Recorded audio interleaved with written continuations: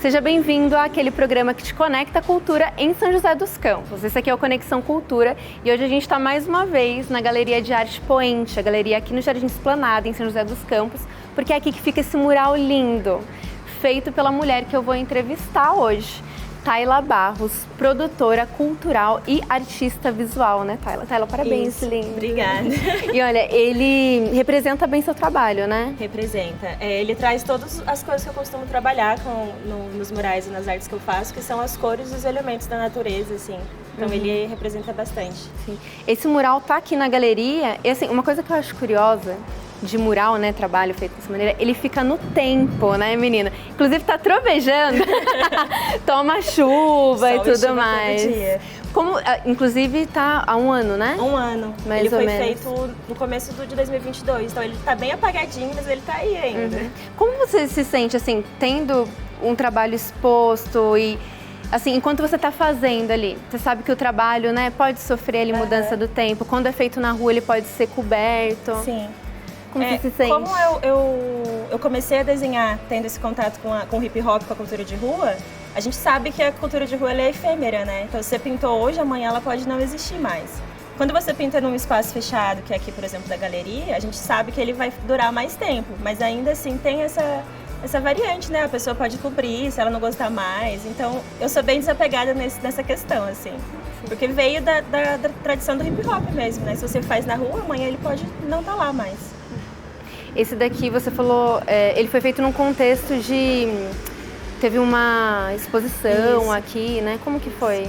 Foi um edital da galeria, que era a intenção era fazer uma ocupação, que foi a Ocupa Poente. E aí cada artista selecionado pelo edital escolheu o espaço que queria ocupar. Aí eu escolhi esse terraço, porque ele é maravilhoso. Sim. E tinha essa parede linda, né? Lisíssima. Eu falei, vou fazer lá. Tava faltando tinta. E aí eu decidi fazer aqui.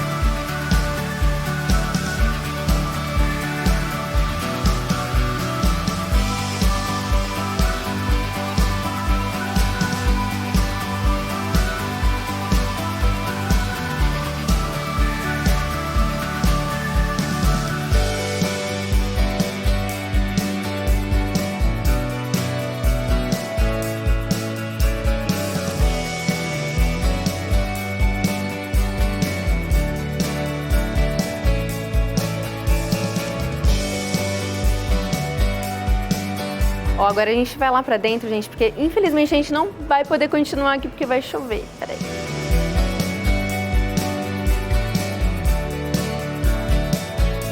Ó, agora a gente tá aqui dentro, a salva da chuva. Vamos continuar a entrevista com a Tayla.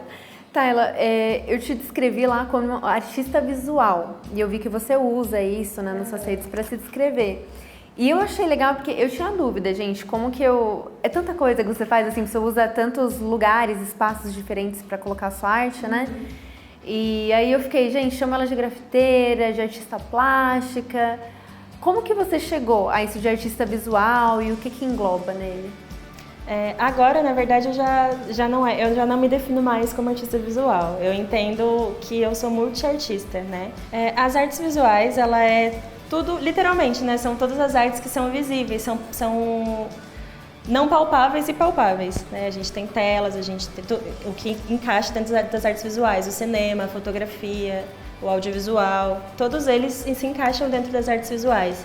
E eu usava esse termo porque eu trabalhei muito tempo com teatro, eu comecei na dança, parti para o teatro, depois eu fiz cenários de teatro, cenários de programas também, de projetos, e aí eu comecei a desenhar, aí eu parti para paredes, né, parti para tamanhos maiores. Então você até fazia isso antes de fazer mural?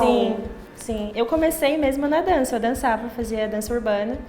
Depois eu fiz teatro, aí depois do teatro eu comecei a trabalhar com produção cultural, em 2014 isso. Comecei a trabalhar com produção cultural, e aí fiz cenário, né, trabalhei com essas coisas também. E depois disso, em 2016, eu me entendi como artista. Nossa, é super recente. Caramba. E eu desenho desde sempre desenhei. Só que eu não entendia não me rotulava, né? Eu não entendia esse lugar. Eu achava que não me pertencia esse lugar de artista. Sempre achei. A gente tem a arte, ela é muito elitista, né?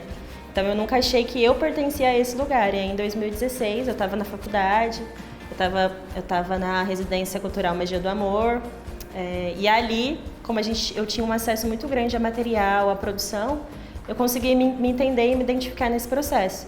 E hoje em dia, eu me classifico como uma multiartista, né? Não mais como artista visual também. Tem um outro termo que eu gosto muito, que é o sampleadora visual, que é uma grafiteira que usa lá de São Paulo. Eu acho que é um termo muito massa, porque a gente realmente mistura tudo, pega referências de vários lugares para criar algo novo. Meu, não tô acreditando que você demorou, assim, pra se perceber como artista e tal, pra acreditar em você, se diz, assim?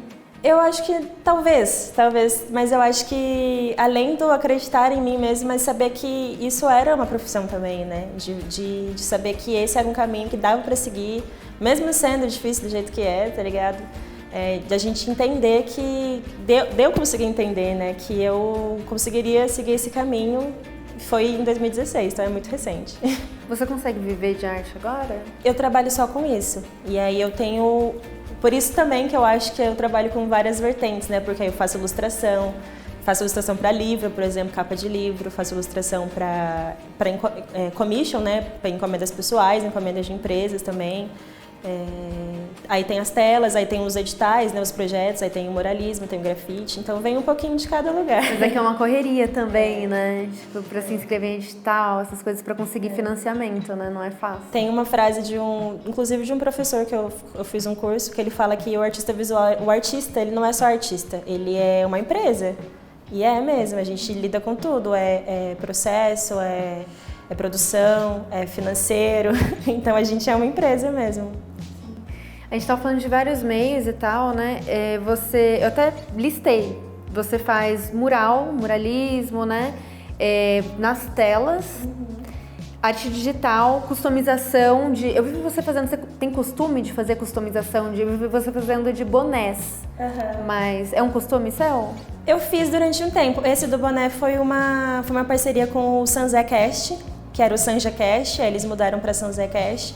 E aí, para fazer essa mudança, eles convidaram algumas artistas para fazer essa personalização dos bonés que eles já tinham, né, com o logo antigo.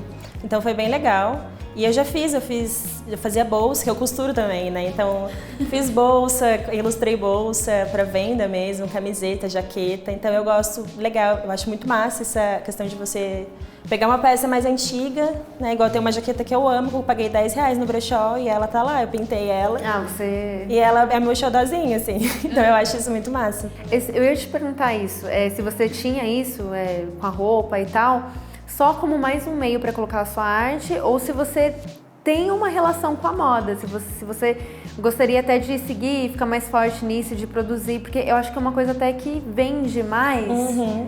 Você pretende? Eu gosto muito do streetwear, né? Eu tenho um projeto lá que ele não saiu do papel ainda, mas ele vai sair, que é de camisetas mesmo, né? Camisetas estampadas, de roupas no geral. Mas eu penso que não eu na produção de confecção dessas peças, né? Mas de estampa, desse material para produção, sim. Já até estudei sobre estampa têxtil também. É uma área muito massa. Quando eu era mais nova, eu queria cursar moda. Mas assim como artes visuais é uma parada que ela é elitista demais, né? Então esse caminho não deu certo. Você chegou a estudar alguma vez desenho ou foi autodidata? Foi indo? Não, eu nunca estudei, tipo, de fazer curso, assim, né? Vou fazer um curso de desenho, curso de ilustração, eu nunca fiz. Sempre foi muito no feeling mesmo. Eu lembro que eu sempre quando tinha trabalho de escola, por exemplo, eu ficava com a parte, vamos desenhar a capa, vamos fazer as ilustrações e tal. Sempre era a minha parte do trabalho, né, digamos assim. E aí, quando eu entrei na Fundasa, eu tive esse acesso a materiais que eu não tinha em casa, né? Porque quando eu tinha em casa, eram uns que a minha mãe trazia, por exemplo, dos patrões, né, os filhos dos patrões. Eu trocava de material escolar, aí sobrava os lápis que estavam super em ótimas condições, minha mãe trazia para mim, então esse era o contato que eu tinha com a arte. Então, quando eu comecei a ter acesso a mais materiais e mais coisas, eu entendi que dava para produzir e para trabalhar com isso, sim. Que bom que você chegou, tipo, nós agradecemos. E eu acho surpreendente você falar que não... claro que você estuda de alguma maneira, Sim. você pesquisa Sim. e tal, mas a sua identidade ela é muito forte, é algo muito característico, assim, parabéns. Obrigada. De verdade, de você ter desenvolvido isso tudo e assim, sem ter parado para estudar, sem ter, vou desenvolver. Sim. Não. Não, essa parada de você parar e desenvolver, ela acontece, mas eu acho que acontece não automática, mas ela só acontece, assim, porque eu já estudei de várias formas, tipo, mas eu mesma, né, busquei estudar aquarela, por exemplo, já trabalhei com outros tipos de ilustrações, mas que não, eu acho que não encaixa comigo. Eu acho que esse desenho, essa arte que eu cheguei hoje, é a arte que me representa mesmo. Então, eu já estudei, já trabalhei, já desenhei outros estilos, mas que pra mim eu não acho que me representa. Essa arte eu cheguei quando eu fui morar em Salvador, por exemplo. Eu fui pra lá, e aí quando eu cheguei lá, eu criei uma série de artes que eram pretas e brancas, que foram as artes que vieram a ser a minha primeira exposição, que foi a Motumbá, que ela foi feita em 2018. Aí eu fiz três exibições dela, né, aqui em São José. E a partir dela, eu meio que encerrei um ciclo, porque as artes eram todas pretas e brancas, todas. E aí eu encerrei um ciclo e comecei a colocar cores, que era uma arte que até fazia parte, que ela era metade preta e branca e metade colorida. Você tem? Você vendeu? Não, eu tenho a original dela, que ela é grandona. Eu já fiz prints dela, alguns, uma tiragem limitada, acho que foi 25, mas a original tá guardada lá em casa, ela é grandona. E ela fez parte dessa exposição. E aí, a partir disso, eu comecei a colocar mais cores. E aí eu fui chegando nesse resultado, eu gosto muito dessa parada de cores vibrantes, contrastantes ali. Você bate o olho, você vê a divisão certinha das cores, né? E dessas cores chapadas também, né? Eu acho que esse o meu estilo mesmo. Eu vi que você foi pra fora, tipo, essa arte tá sendo apreciada lá fora, né? E assim, não valorizando, gente, não é que eu tô super valorizando o que é lá de fora, mas assim, quebrou uma barreira, você saiu da cidade, saiu do país já, né? Conta essa história aí, que foi pra uma galeria em Chicago, né?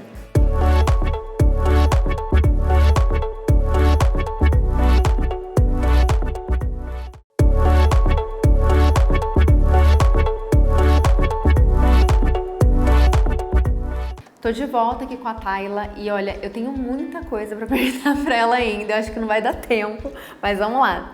Sobre o seu estilo, Tayla, você procura trazer ideias, é forte, né, isso assim, eu queria saber que ideias, se você tem bandeiras, que você levanta que você quer trazer.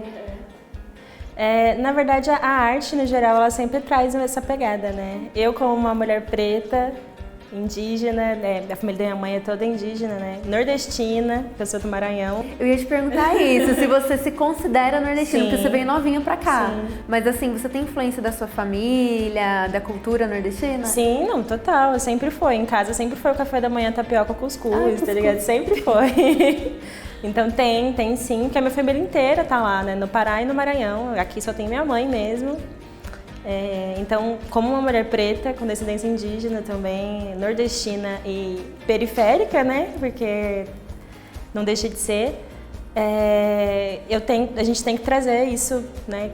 Querendo ou não, nas artes. E elas vêm, mesmo se a gente não quiser, né? Ela é meio que inerente, assim. Ela entra na arte mesmo que a gente não queira falar sobre aquilo.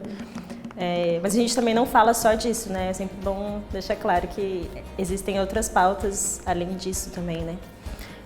E eu trago sim, porque eu acho importante, e eu trago isso de uma forma que ela só aparece, assim, né? Eu acho que essa questão das cores nas artes, ela traz muito essa questão da cultura preta e da cultura indígena também.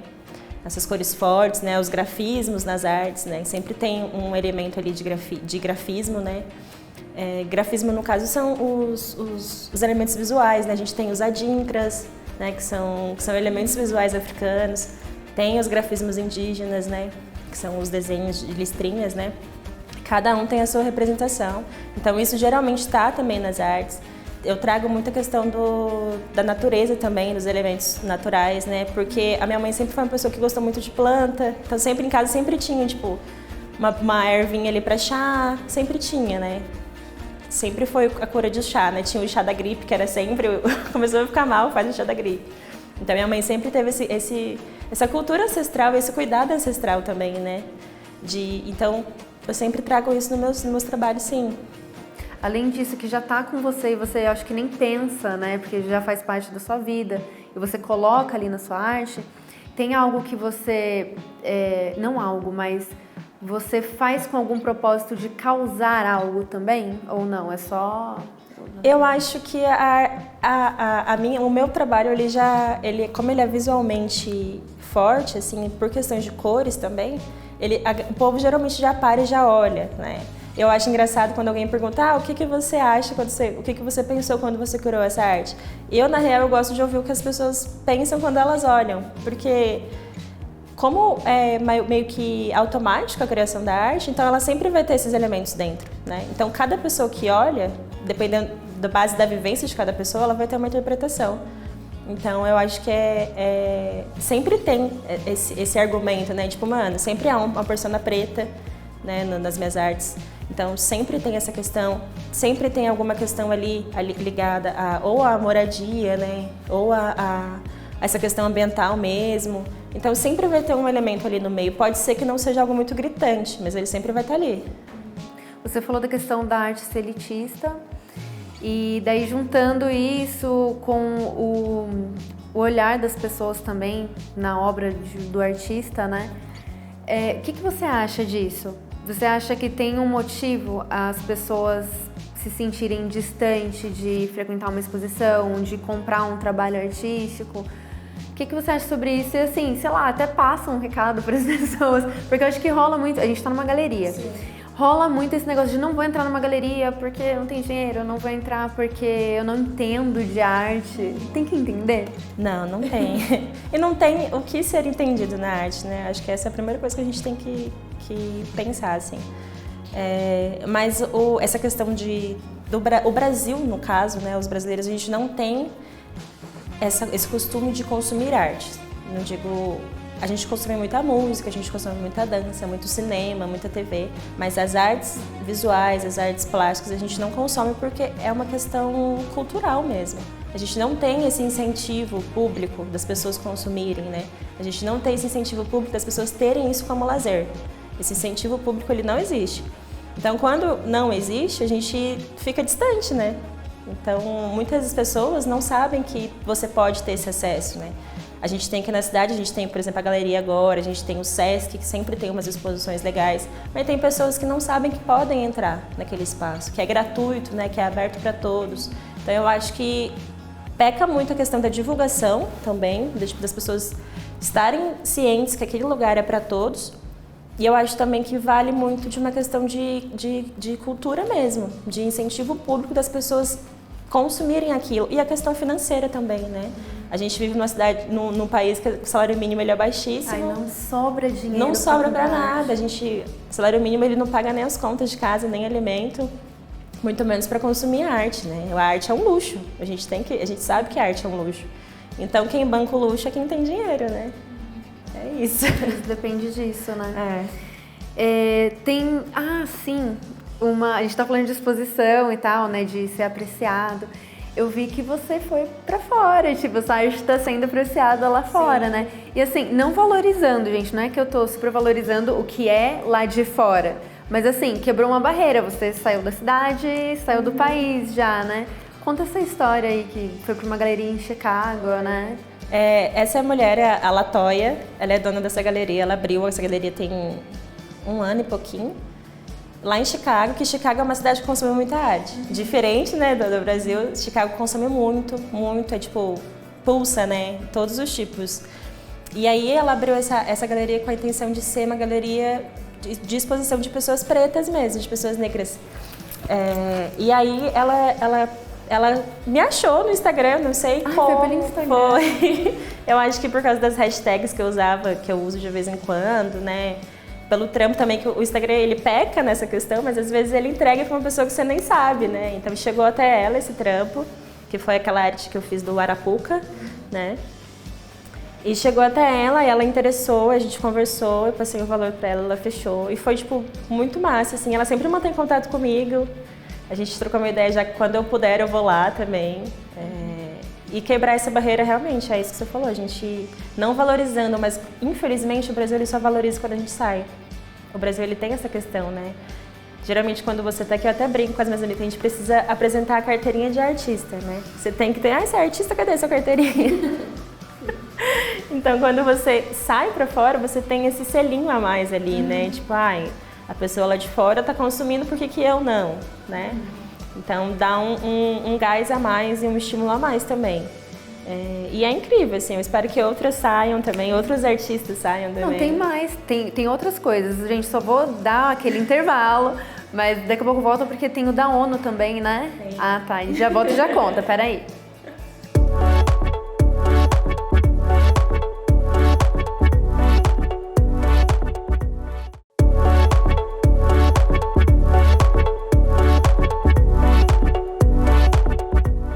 Tô de volta aqui com a Tayla Barros, último bloco, gente, vamos correr pra conseguir falar tudo que eu quero falar com essa mulher. A gente tava falando, né, Tayla? Eu puxei aquilo lá da ONU também, você recebeu um convite, conta essa história aí. Esse da ONU foi feito pelo IDDH de Joinville, né, que o IDDH é o que mede o Índice de Desenvolvimento Humano, né? E aí eles todo ano eles elaboram um documento, que é esse documento ele traz as questões de cidadania, questões de meio ambiente, são esses assuntos que vão dentro desse documento, que é um livro, né, e vai ser entregue à ONU. E aí esse ano eles abriram como se fosse um editalzinho pra galera se inscrever, pra ilustrar a capa de cada assunto, né. E aí a arte que eu enviei foi justamente a Orum, que é a arte, aquela que eu falei que é a metade preta e branca e metade colorida. Ela que foi a última arte da exposição Motumbá, então foi ela que eu enviei e ela foi aceita para ilustrar o caderno de cidades sustentáveis. E aí, nossa, fiquei muito feliz, muito gratificante também, né? Tô na espera de receber esse livrinho também na minha casa. Com certeza. E aí, teve o livro que você ilustrou também, né? Da Meire. Mas a Meire é... Meire Pedroso. Ela é professora. Como é que é? Tempos Chapecquara, né? A Meire Pedroso, ela é professora de história, ela é atriz, ela é uma mulher super referência aqui na cidade também, ela tem essa descendência indígena e preta também. E aí foi muito massa, porque eu sempre quis ilustrar um livro, eu nunca tive oportunidade, aí ela me chamou. Então foi o primeiro livro que eu ilustrei. O primeiro, terão mais. Terão, com certeza. E você também participou do festival Estamos Vivos, né? E tem, assim, o que você trouxe, o tema que você trouxe tem toda uma ligação também, né? Explica pra gente. Esse festival foi a segunda edição, ele tá na terceira edição agora, a galera tá pintando. Então já tá rolando. Tá, eles estão pintando uma em Pena lá em São Paulo. Eu participei da segunda edição e aí o intuito da segunda edição, eles selecionaram artistas de algumas cidades do interior. Aí aqui em São José dos Campos eu fui selecionada para criar uma arte que homenageie figuras pretas da cidade, né, que são referências para a cidade. E aí eu escolhi homenagear o mestre Laudemir e a Márcia, né, o grupo de jongo Mistura da Raça, que é o qual eu faço parte também. Porque eles estão há 20 anos aqui no Vale, eles reviveram o jongo do Vale, porque aqui já tinha jongo antes, estava adormecido, e eles vieram para cá com essa tradição que é familiar, né? E aí em 2020 eu criei essa arte que é diferente do que está no muro, mas é o mesmo personagem, né? É o mestre Laudemir e a avó Adélia. E nada mais necessário do que a gente homenagear as pessoas em vida, né?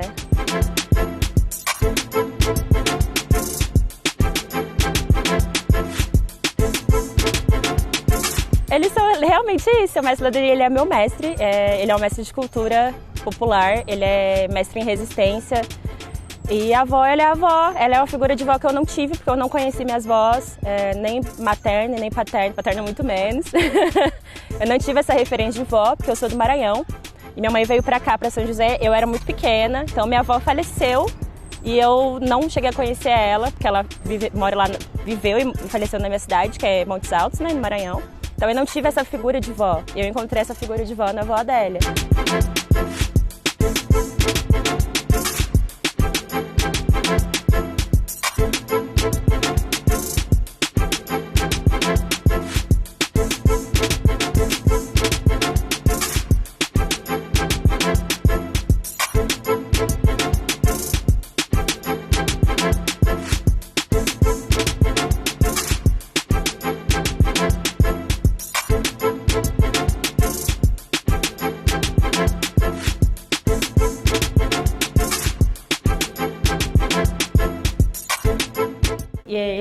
uma figura importantíssima para o Vale, né? Estão há 20 anos aqui cultivando a tradição jongueira e não podia ser diferente, né? Eu tinha que homenagear eles em vida, né? Eles, o mestre e a avó, né? A avó tem 86 anos, a avó Adélia.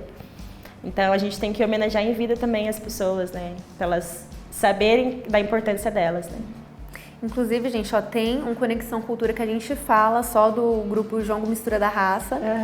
Vocês podem assistir. Vou pedir pra Rafa deixar aqui um QR Code para vocês acessarem direto o programa para saber mais sobre essa história.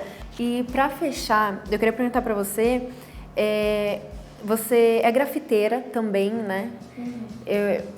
Eu tô ressaltando o fato de ser grafiteira porque eu quero falar sobre ser mulher no seu meio agora. E eu já conversei, né, com a Lady Red, grafiteira também, mas como que você sente isso, assim? Tem grupo aqui, não tem? Tem. Grupo que você participa? Mandacaru Crew. Então, eu só comecei a pintar na rua porque mulheres me chamaram para pintar na rua, senão eu não teria ido. E é muito isso, você estar na rua sendo mulher é uma parada muito doida, assim, porque a gente é mulher, né? A gente sabe como é que funcionam as coisas. Então, para você ir pra rua, você tem que ter uma certa segurança. Então, eu comecei a pintar indo com amigas mesmo, em mutirões. Você vai em mutirão, só tem homem. Então, se você chegar lá sendo a única mulher, você já não é bem recebida, assim. Não, de repente até mas assim, a gente não se sente segura, né? Mas não é bem recebida. Não é. É muito difícil. É tipo um ou outro ali que recebe bem, né? Acolhe, massa, assim. Mas, e aí, quando a gente formou a Mandacaru Crew, que foi em 2017, a gente pintou pra caramba, a gente saía pra pintar. Não tanto quanto a gente gostaria por questões de tinta mesmo, né? A lata de spray não é acessível, né? Você tem um latex também, às vezes, tipo, as meninas achavam latex na rua e pegava. Esses latex que o povo deixa a latinha no chão, né? Então tem essa questão da gente não ter esse acolhimento, assim, muito grande. Mas a gente vai mesmo assim, né? Porque o espaço é nosso também. E tem, assim, pra quem tá querendo entrar, tá funcionando? Tipo, vocês estão se unindo, estão saindo? A Mandacaru Crew, ela existe. A gente tá meio paradinha aí, porque cada um tá no seu projeto pessoal também. Fazendo o do dia, né? Fazendo, como diz o mestre Adenil, faz-me rir. Fazendo o dinheiro pra pagar as contas, né? Mas a gente ela existe, às vezes, cada um faz um trabalho pessoal, mas a gente sempre coloca a tag da Crew lá no final do trampo. E pra quem quer começar, cara, o rolê é ir pra rua, né? Chama uma amiga, chama a outra, dá um salve, fala, tem um rolê, tem um muro. Dá um salve que todo mundo chega. É isso. Se unem e vão juntas, né? Bom, obrigada. Eu tenho que encerrar. Eu vou ter que perguntar as coisas em off depois. Obrigada, tá, Tayla? E ó, tem muita coisa, ela produz muita coisa, então a gente vai deixar as redes sociais, site, tudo aqui pra vocês acessarem pra ver o que tá rolando. Tem oficinas também da oficina?